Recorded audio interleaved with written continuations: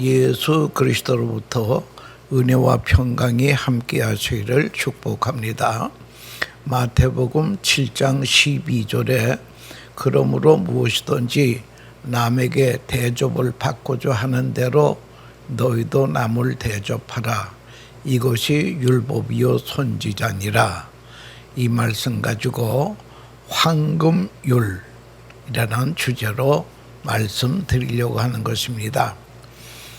본문은 남에게 대접을 받고자 하는 대로 너희도 남을 대접하라는 사람과 사람과의 관계, 즉 윤리적인 내용을 말씀하고 있습니다. 특히 이 본문은 산상수훈 중에서 절정을 이루는 말씀이라고 생각이 됩니다.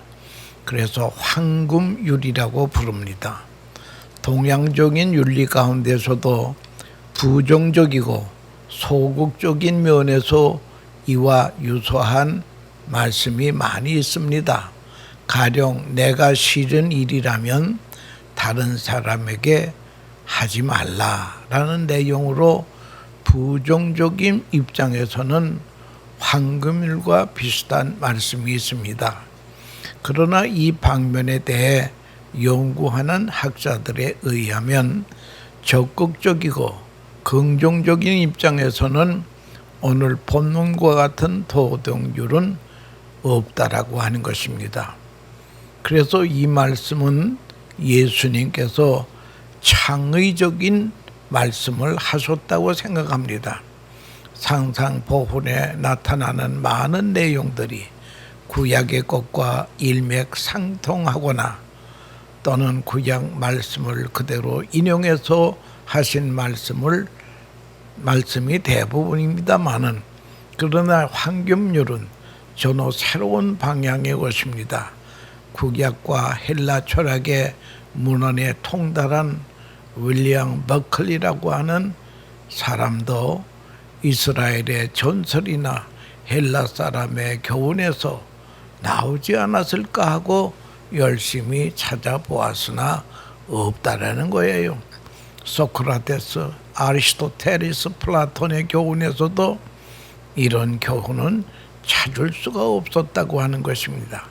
그러므로 본문은 예수님의 완전한 독창적인 것이라고 학자들이 의견을 모으고 있습니다. 그런 의미에서 볼 때에 본문은 대단히 중요한 것입니다. 이스라엘 사람들로부터 전해지는 다음과 같은 이야기가 있습니다. 어떤 이방 사람이 랍비에게 찾아와서 내가 이제부터는 개종을 해서 이스라엘 사람이 되고 싶습니다 라고 말했습니다. 그래서 랍비는 그에게 이런저런 것들을 하라고 가르쳤고 이방 사람은 그것을 다 지키고 다시 찾아왔습니다. 그리고서는 어떻게 하면 온전한 이스라엘 사람이 될 수 있겠는지 율법을 가르쳐 달라고 말씀했습니다. 그때 랍비는 네 자신이 싫어하는 일은 남에게도 하지 말라. 이것이 율법 전체다. 그 나머지는 그 율법의 해석이다 라고 가르쳐 주었다고 합니다. 내게 싫은 일은 남에게도 하지 말라는 것이 율법의 근본이며 나머지는 율법의 해소를 지나지 않다라고 그렇게 말했습니다. 공자의 말에도 네가 하기를 원치 않는 것은 남에게도 하지 말라는 이야기가 있습니다. 이상하게도 모두 하지 말라로 일관이 되어 있습니다. 그러나 본문의 황금률은 적극적이고 긍정적으로 하라라고 말씀하고 있습니다. 본문을 보다 구체적으로 살펴보아야겠습니다. 그러므로 무엇이든지 남에게 대접을 받고자 하는 대로 너희도 남을 대접하라. 이것이 율법이요 선지자니라. 여기서 대접이라고 하면 우리나라 개념으로는 주로 먹는 것을 생각하기 쉽습니다. 내가 대접을 받고 싶거든 먼저 남에게 대접하라는 뜻으로 들리게 됩니다. 본래의 의미는 그런 뜻이 아니라고 하는 것입니다. 가끔 성경 번역상으로 모순 때문에 본래의 개념을 잘못 소화할 때가 있습니다. 공동 번역에는 보면 너희는 남에게 바라는 대로 남에게 해 주어라. 이것이 율법과 선지자의 정신이다라고 했습니다. 본래의 뜻에 가깝게 옮겨져 있습니다마는 본문의 문제는 기도입니다. 구하라 주실 것이요 찾으라 찾을 것이요 두드리라 열릴 것이라는 하나님과의 관계에서 신앙적인 자세로 살아가는 말씀을 먼저 하시고 그리고서는 남에게 대접을 받고자 하는 대로 남을 대접하라는 말씀이 나오는 것입니다. 하나님과의 관계가 사람에게로 이어지는 말씀임을 이해해야 합니다. 바꾸어 말하면 하나님과 기도하는 마음으로 사람에게도 대해야 한다는 중요한 의미가 있습니다. 우선 내가 하나님 앞에 기도하는 자세를 가진, 즉 하나님의 형상을 회복한 크리스천이 되지 않고서는 그 다음 순서로 나아갈 수 없다는 것입니다. 이것이 가장 근본적이고 기본적이라고 하는 것입니다. 가령 남에게 어떤 대우를 받고자 하는 소원이 나에게 있다고 합시다. 그런데 그 소원이 잘못된 것이라면 남에게 대접하는 것도 잘못될 수밖에 없습니다. 그러므로 그 소원 자체가 무엇이냐 하는 것입니다. 소원이 먼저 바로 되어야 그 다음의 일이 바로 된다라고 하는 것입니다. 우리들은 봉사와 대접하는 일을 늘 생각합니다마는 대단히 어려운 일입니다. 그가 원한다고 해서 그 소원을 다 들어주는 것이 잘 하는 일입니까? 때때로는 원하는 것을 들어주지 말아야 하고 거절해야 할 때가 있습니다. 거절이 오히려 더 강한 사랑의 표현일 수도 있다라고 하는 것입니다. 성공하는 처세술을 가진 사람은 적절할 때에 노라고 말을 하는 사람이라는 거예요. 거절하면서 상대방의 기분을 상하지 않게 하면 그는 어떤 면으로 성공할 수 있는 사람이라고 하는 것입니다. 우리는 분명히 거절해야 할 때가 있습니다. 가령 불의와 부정과 죄에 대하여서는 당연히 거절해야 됩니다. 어떻게 바로 되지 못한 소원까지 응할 수가 있겠습니까? 사랑하는 자녀가 원한다고 해서 무조건 들어주는 부모는 없습니다. 또한 돈이 많다고 구제와 봉사가 쉽게 될 것 같습니다. 구제라고 하는 것이 좋은 일이라 하여 무절제하게 돈을 부렸다가는 오히려 욕을 먹고 나쁜 결과를 가져오게 됩니다. 구제란 물질적인 도움보다는 마음과 마음의 문제라고 하는 것입니다. 그러므로 이 말씀에 뜻하는 대접의 기준은 하나님과의 관계에서 하나님의 형상을 가진 사람의 소원이 기준이 되어 봉사하는 것을 의미합니다. 다시 말하면 하나님의 형상이 회복된 사람의 원함이 진짜 원함이라는 거예요. 여러분, 인간은 하나님께 범죄함으로 하나님의 형상이 빠져나갔습니다. 그러나 예수 그리스도를 구주로 믿음으로 말미암아 우리의 죄의 문제가 해결됐기 때문에 하나님의 형상이 다시 회복이 된다는 거예요. 하나님의 형상은 의의 형상, 거룩의 형상, 지식의 형상입니다. 이것이 예수를 믿음과 동시에 회복이 된다라고 하는 것, 원상복귀 된다라고 하는 것을 그걸 알아야 될 것입니다. 이렇게 하나님의 형상으로 원상 회복된 사람이 원함이 이게 진짜 원함이라고 하는 것을 알아야 된다라고 하는 것입니다. 문제는 동기나 목적의 문제가 아니라 방법의 문제라는 것입니다. 이것을 만약 동기에 두면 대접받고 싶으니까 할 수 없이 남을 대접하여지, 이렇게 되면 안 된다라고 하는 것입니다. 다시 말하면 대접받고자 싶을 때에 대접하는 뜻으로 오해가 된다는 것입니다. 절대 그런 얘기가 아닙니다. 대접을 받고자 하는 것이 결코 수단이 되어서는 안 된다고 하는 것입니다. 대접받기 위해서 하는 대접은 옳은 대접이 아니라고 하는 것입니다. 유사한 이야기로 도덕적 향락주의라는 말도 있습니다. 내가 즐기기 위해서 내 향락, 내 기분 때문에 남을 돕는다는 거지. 이것도 문제가 있다라고 하는 것입니다.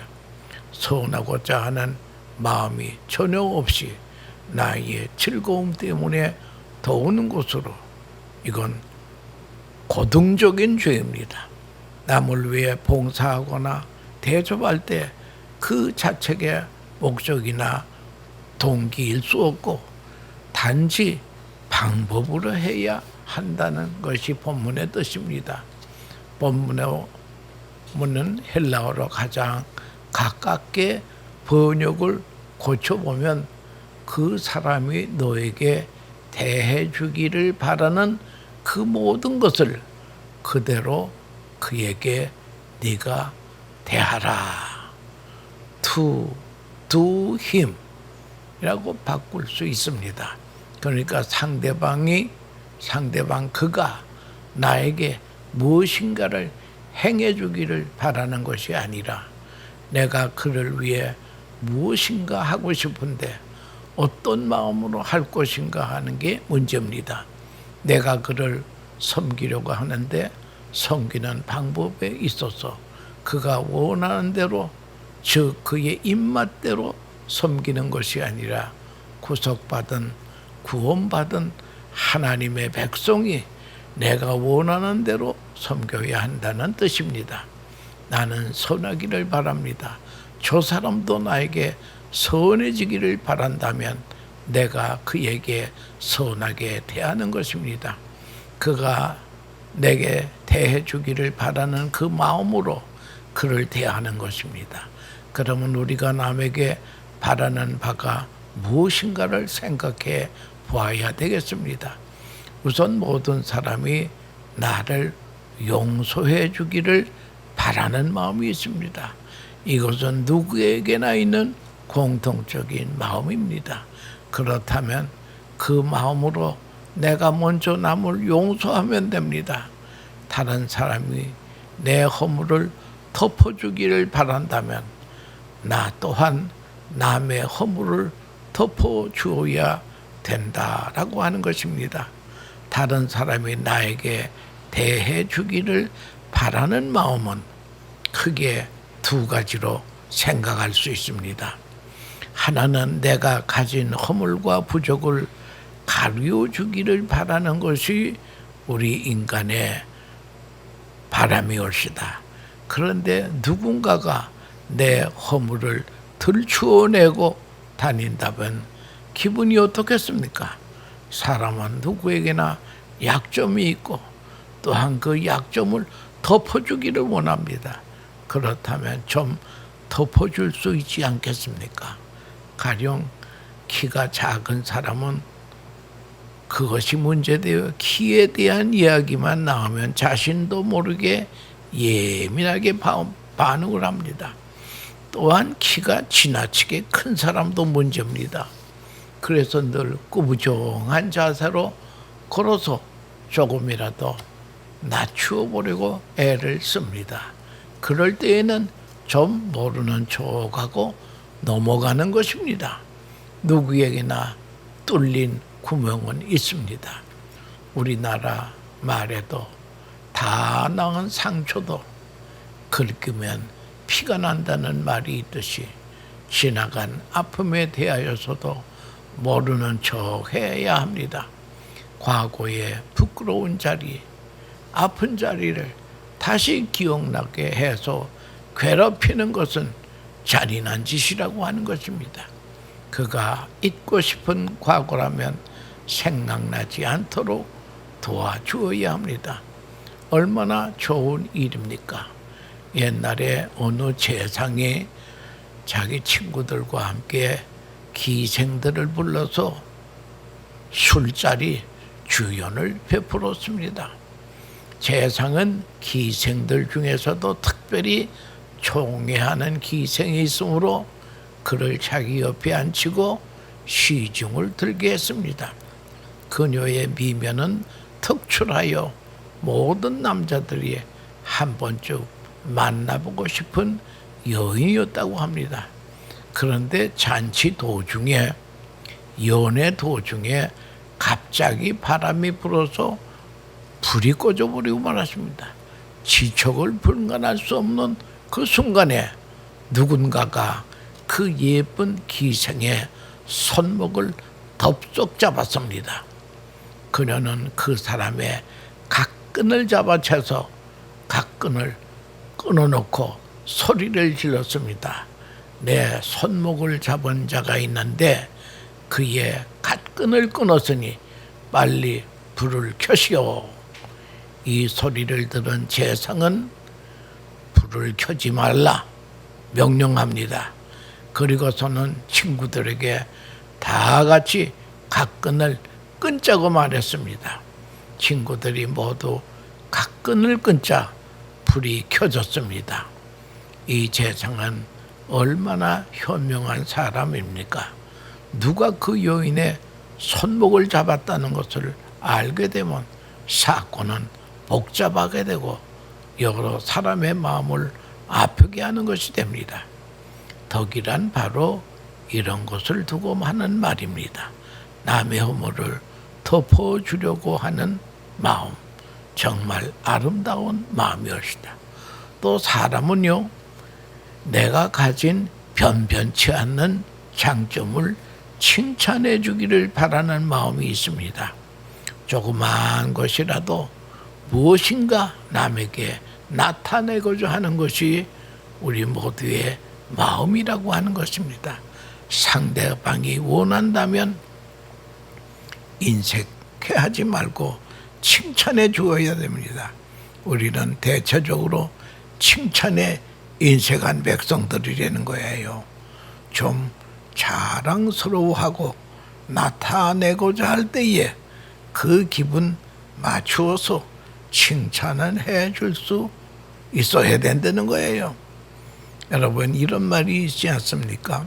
슬픔은 나누면 절반이 되고 기쁨을 나누면 배가가 된다. 여러분, 기쁨 마음일 때에 함께 칭찬해서 그 기쁨을 배로 확대시켜 줄 수 있다라고 하는 것입니다. 작은 일이라도 내가 칭찬받고 싶은 일이라면 남에게도 칭찬하는 마음이 필요하다라고 하는 것입니다. 존경받고 싶습니까? 남을 존경하십시다. 더 이상 필요한 설명이 없습니다. 이것 하나만 터득이 되면 다른 모든 것은 저절로 알게 된다는 것이에요. 그래서 황금률이라고 하는 것입니다. 진실한 친구를 원합니까? 내가 먼저 진실한 친구가 되면 나머지 문제는 자연히 해결이 된다라고 하는 것입니다. 가끔 교회를 향하여 친절하지 못하다고 불평하는 사람들이 있습니다. 누가 봐도 알아주지 않고 반갑게 인사하는 사람이 없다는 것입니다. 사실 그렇긴 합니다만은 그러나 저도 할 말이 있습니다. 교회에서 인사할 사람이 따로 있고 인사받을 사람이 따로 있습니까? 누구는 인사하고 누구는 인사받습니까? 여러분, 친절한 교회란 따로 없습니다. 내가 먼저 인사하고 내가 먼저 친절을 베풀면 됩니다. 대접을 받고자 하는 대로 남을 대접하면 간단한 것이 아니겠습니까? 어느 목사님의 설교를 이렇게 합니다.